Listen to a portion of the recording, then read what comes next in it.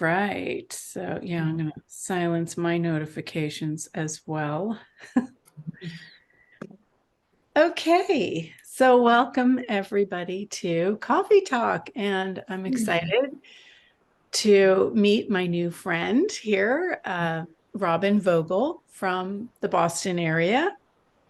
And yeah, thanks for showing up. And Yeah, thanks I for wonder where we'll go today. no, thanks for inviting me. When you put it out, I was like, yes, I would love to have a conversation with Julie, and we have all these things in common that we do for our life and our being, and thought it would be great. Yeah. Yeah. So how did you find Access? Mm. Oh, Access was whispering in my ear with one of my dear friends, Charlie Verge, for several years, and it's funny because I take everything he says seriously. We've been friends for a long time. And this whisper just was a whisper for so many years. Mhm. And then during COVID, I guess it got louder and I got curious and I started poking around Facebook myself, didn't even ask him for anything. And, uh, and then I discovered this vast world. And then I had to speak to him and say, like, why didn't you tell me about this 5 years ago? But, He's timing probably is like, everything. I did, but you Yeah, didn't listen. exactly. Exactly. Yeah, And then I just dove in. It was COVID and I was home and I was sitting on my back deck and doing a lot of nothing. And I just went from like one class to the next class to the next class. And it took me only about, 5 minutes to realize that I was in the right place. that's awesome. Yeah, it's great. I guess that was in just the early part of 2021 and I became a CF last September. So, Wow, that's a very quick journey yeah. because Yeah. it's a lot.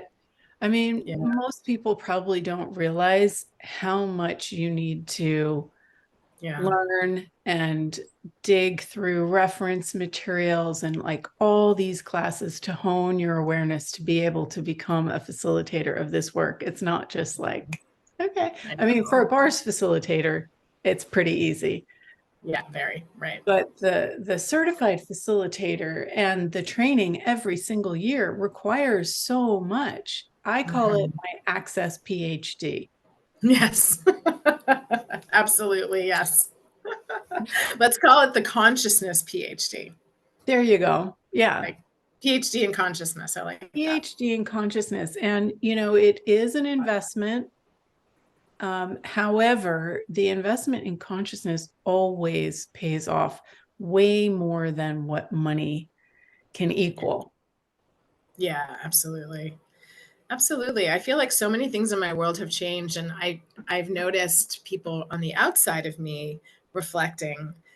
For example, I was sharing with a friend the other day about relationship with some family members that have been, like bumpy and Mhm. very bumpy over the years. And the person who knows me quite well said, wow, like the way you're managing this with equanimity and calm and peacefulness in your voice and so much allowance is, Mhm. like he said, mind boggling to me because I've been following this for many Mhm. years and I've never seen you so much in allowance of what's happening. And I hadn't really thought about it. I know how I Mhm. feel on the inside, but that's one example of an external reflection of the work of access consciousness for me. It's so true. And people are always saying, you just seem so grounded. And Right. it's not like I'm doing anything. It's like you use the tools until you become this space and this energy of Yeah. allowance and just observing, okay, this is what this person's doing. How would I like to act instead of be in reaction? Yes. Yeah, it's so true. I was on a call the other day with some friends and it was a similar experience. There's a lot going on in the world right now, and energies can be very passionate. And there was a lot of passionate energy. And then there was passionate energy in response, I'll say reaction to the passionate energy. And I just had a completely different experience of the whole conversation. And yeah, I'm grateful, really grateful. Cool. Yeah. So I'm curious about some of the work you do because, Yeah. I think I saw something that you had posted on Facebook and I'm like, oh my gosh, like that just dovetails into what I've been doing with the access tools and relationships and moving on. So, Right. a little. Yeah, sure. So my business is called Come Back to Love, and it's work I've been doing for 20 years now. And it started in the realm, well, it started, I'm a psychotherapist, so I was working with people anyway and their emotions, feelings, thoughts. And then I started exploring Tantra because of a personal experience I had had. And I'm the kind of person who, once I have an experience of something, I like dive in, just like I dove into access consciousness right away. Hmm. Hmm. So I dove into the world of Tantra just to learn like about it, what it was. It had all this, there's all these associations that are not necessarily true. So I got to learn on my own that Tantra is a very much a blend of deep spiritual practice and earthbound practices to make our lives better in so many different ways, Hmm. similar to access consciousness, actually. Um, and so this all led to me honing in my life work to support others in healing their deepest wounds and the things that have been holding them back, removing the energies that are blocking them from living with a wide open heart and experiencing love. Love meaning love with yourself Hmm. and uh, and then others if they choose. So healing wounds, remembering your divine essence, and coming back to love. There's like the three kind of tenets in the work, and I do it in several different forms, not so much one-on-one anymore directly, a little bit, but mostly in weekend retreats and week-long retreats and classes, and I like groups. Yeah, Yeah. an Yeah. occasional intensive with a client, but mostly with groups. Yeah, so it's been really amazing work over many years. There's a lot of in person. It's about 50% in person and 50% online. Hmm. Yeah. And so are you incorporating some of the access tools into these things? Yeah, absolutely, because they fit. And because it's for me, there's one path, there's many different ways to do our Right. work here on the planet. And the tools absolutely fit with inviting people into another perspective, into a lot broader perspective of what's going on. Um, Certainly allowance, which we just talked about, looking at limiting beliefs, and this whole piece around what's ours and what's not ours is so potent. I Mhm. mean, as a psychotherapist, I was trained, right, to focus on the emotions, healing the emotions, working on the emotions, dig into that, piece. And it's good work. It's important to do it, and it's not the whole picture. And I think what I've heard over many years, and even heard my own voice say, like, I've been working on this for so long. Why isn't it out of my awareness? Why does it still keep coming up as an issue? Right. And I hear that from people all the time. Yeah. And the answer for me is that just doing the realm of psychotherapy and emotional work isn't enough. And recently I introduced to some of my workshop participants this idea that 98% of what we think, feel, and our emotions are not ours. And such a huge paradigm shift for people, right? Like, wait, I've been holding on to this for so long. Wait, you mean I've been doing 5 years of digging? Exactly. Yeah. Yeah, and I introduced it as a parallel, yes, do your work that feels, and how about also embracing the idea or even opening up to the idea that, you know, that these energies and these thoughts and beliefs and feelings were other people's culture, family, your parents that we absorbed and that they absorbed as children. And now we spend the rest of our lives trying to like untangle those things that weren't ours to begin with. And so that piece has been just really, really huge. And I'm so happy because I dropped it into this weekend retreat that I did. And there was, of course, a lot of like, what? Wait a minute, what? And and now 2 weeks post that weekend, people are writing to me and saying, oh my God, I asked, who does this belong to? And I returned to sender and it's gone. I'm not Yeah. experiencing the angst anymore. And it's Yeah. great to witness the change. Yeah. Yeah. And it's so fast. That's the thing. And then you start to So realize, like, fast. wow, how much of the stuff that I've been working on forever and ever and ever and ever isn't mine. I remember Dr. Dane talking about this, and when he first heard about it, he was pissed because he was like, oh my God, my whole life I've been thinking Seriously. everything's mine and it Yes. hasn't been. Like, what the hell? But then I know. also, years into using the access tools, he had something, I can't remember what it was, but there was some point of view that he thought was his, and he had worked and worked and worked and worked and worked. And he's like, I don't understand why it's not changing. Because with access tools, if you are willing to really look at something, barriers down, then it changes. And he's like, it's not. And I think maybe Gary had mentioned, like, but is that even yours to begin with? And he's like, oh, Yeah. and then it all unravels. Yeah. So the willingness to have things change that quickly, Mm-hmm. that's one thing that I notice some people are not ready for because they're so used to that small Yes. incremental and hard work. How do Yeah. how do you um, help people with that part of it? Yeah. I mean, that was interesting because that came up, of course, over the weekend as well and does come up regularly. I think one of the things when we invite another perspective, which is that in our culture, at least, we're addicted to trauma and drama. And it's easy to see that once you take a look at it. So that paradigm shift in and of itself can change everything. And when I said that into the room, there was like silence. And then, oh, yeah, yeah, right. Yes, that's everywhere. Everywhere. My inbox is inundated with people talking about trauma and trauma especially.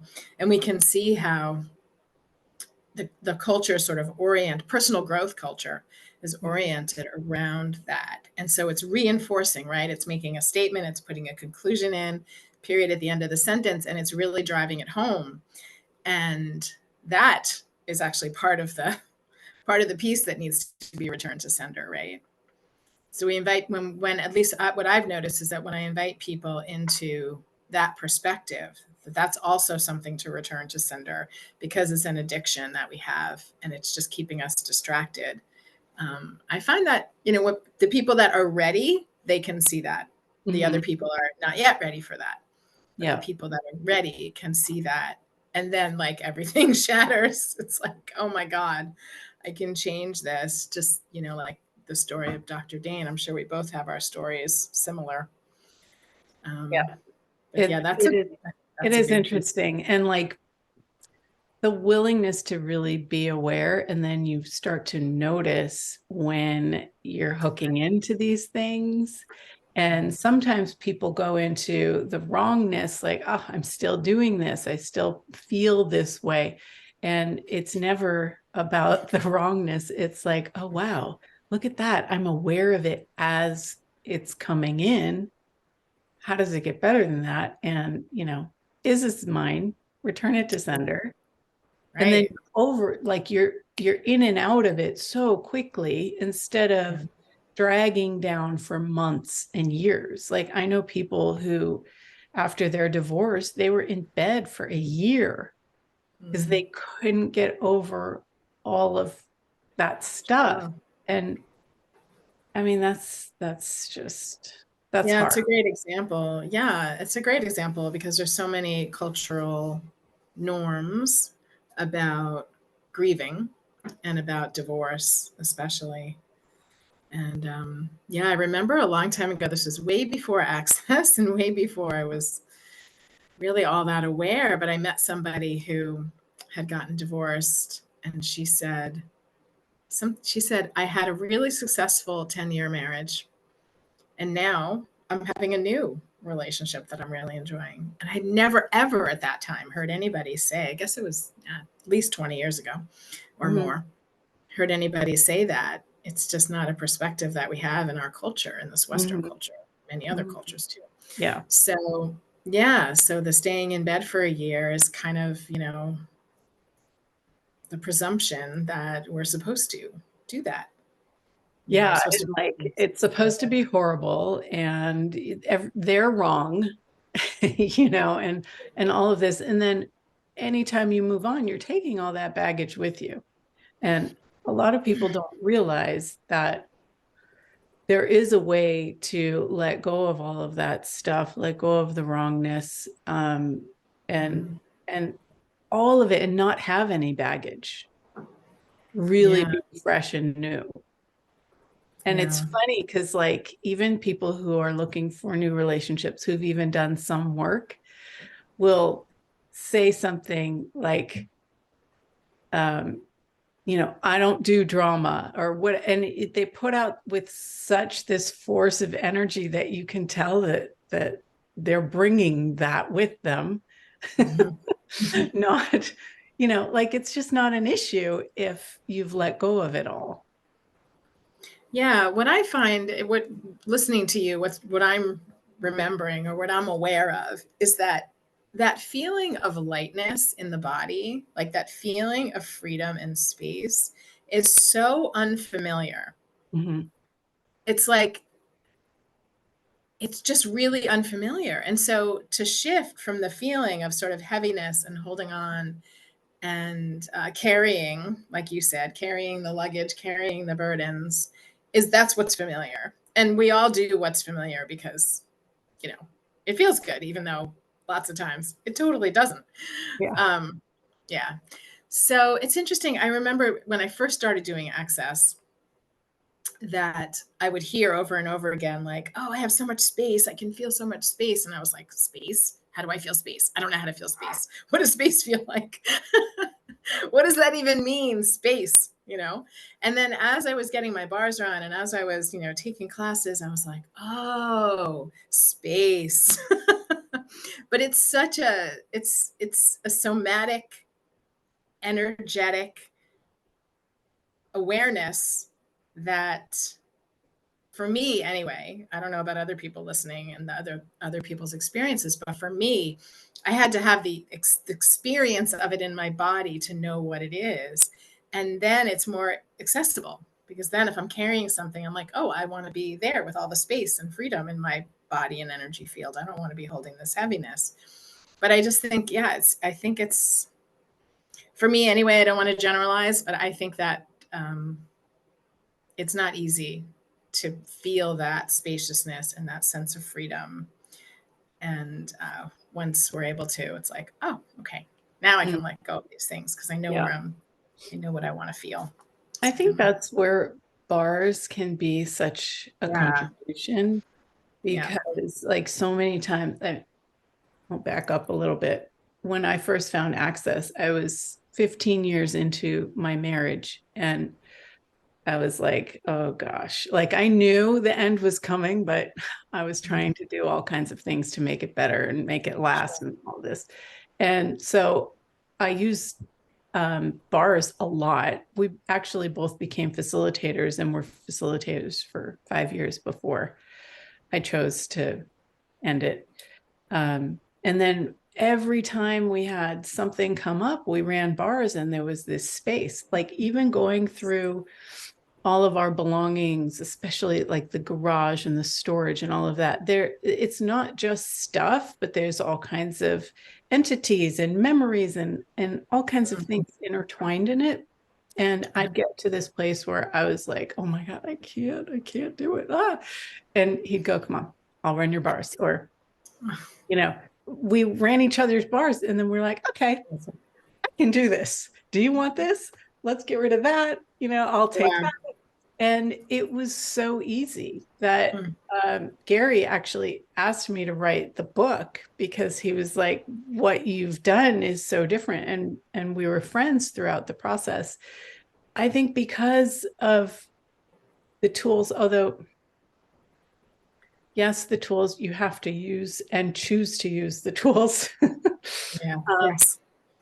and I guess I was leading that. Like eventually he quit Access and then blamed me and blamed Access and all that, whatever. Um, Fortunately, we're friends now, so That's it's all good. water under the bridge. Um, Yeah.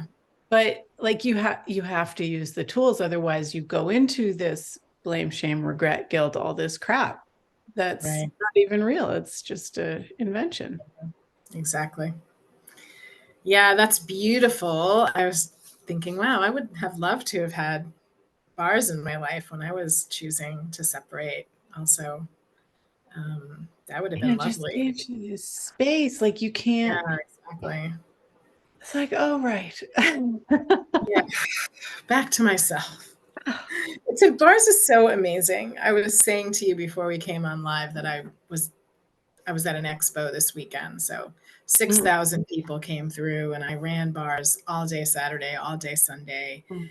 And this is a huge room with heavy fluorescent lights and smells and people and I mean it's Noise. Yeah. so stimulating. And this is maybe my fifth expo. The first four, I would leave flat out exhausted and drained. I wasn't running bars, wasn't people's bars. But this time, it's totally fine. Mhm. And I wasn't even receiving bars. I Mhm. was sharing bars with, I don't know, 20 people or something over the weekend. You But know my what's point is, really, oh, sorry. yeah, Go ahead. well, just that I left replenished on both Yes. days, which is completely shocking, to be Yeah. honest. And what I was going to say, and every single person on the table, and we did mini sessions because we did Yeah. like 20 minutes. Every single person tuned out, almost fell asleep or fell asleep, Yeah. and couldn't believe how relaxed they were in an Yeah. environment like, and had awarenesses and insights and things throughout. And I just feel like even though I've been running bars and teaching access bars and receiving for 3 years, which is not that long, but long enough to to have such a deep experience with it, I still feel so like surprised and amazed and delighted how powerful it is. Every time I'm like, wow, this is amazing. It's One just of the amazing. things that I love about doing expos is that you go from person to person to person to person, and you can perceive different things in the bar's sessions based on Mm, what that person is willing to receive and let go of. Um, and yeah, giving bars is a gifting and receiving simultaneously. So you it are is. receiving. Absolutely, 100%. I mean, sometimes I just feel, even when I go and do my weekly trades, I often just feel better just after I'm gifting, and then I'm I'm good, you Yeah. know, happy to receive after, but I don't always feel like I need to or And I require think it. having But all that noise and stuff really yeah, contributes to the bars running stronger. mhm, People try to have this calm, peaceful, perfect, quiet yeah, situation that there's not as many things that get pinged and keyed up. So yeah, using that to your advantage is really great. yeah. It's amazing. So much fun. People just loved it. Loved it. Loved it. That's awesome. I Yeah. uh, I did a expo a few months ago, and there just weren't that many people. What kind of an expo did you do? This is called the Natural Living Expo, and it's been around for a long time. It's through a long time publication called Spirit of Change. And I don't know how many years it's been going, but I think we had 6,000 visitors. I mean, it's Well, it's really popular in New England. And yeah, it's really amazing. I have to say, like, this is the first year that I'm so excited to go back next year. Whereas the other years I was like, oh, I don't know. I was like in bed for a week recovering from it. yeah. Well, And who did all that belong to? who did all that belong to is exactly the question to ask. Yes. I know. I used to do expos and expos and expos, like for my jewelry business and other things, the access stuff too. And Before I used the tools, I'd be standing there and my feet would hurt, my back would hurt. I'm like, God, I just got here. Like, what is this? And then when I learned the Access tool, who does this belong to? I started to realize it was a lot of the buyers who were walking around Sure. and Yeah. carrying stuff. And then it just got easier and easier. And yeah, sure, standing on your feet for 8 hours a day can, you know, hurt your body a bit. Sure. But everything that you're aware of is not yours. So it just made Right. it so much easier. And I started actually running bars on some of the buyers, Yeah. just Oh, yeah. sitting in a chair for 5 minutes. Yes. And they were like, Yes. oh my gosh, so refreshed. Yes. Yes. Exactly. It's really lovely to do it for the people that are also working the booths. And yeah, Mm-hmm. it's really nice. Yeah. Thank you. Well, cool. So what have you Mhm. got coming up? Anything fun that you'd like to invite people to? Yeah, sure. So I decided, so tomorrow's my birthday.